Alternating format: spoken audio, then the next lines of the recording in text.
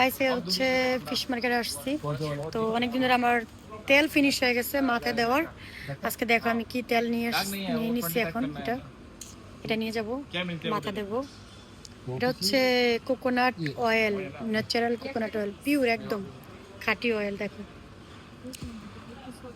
এই দেখো coconut oil. তারপর হচ্ছে এই দেখো বানানো ঘি, এটা হচ্ছে ঘরে বানানো ঘি।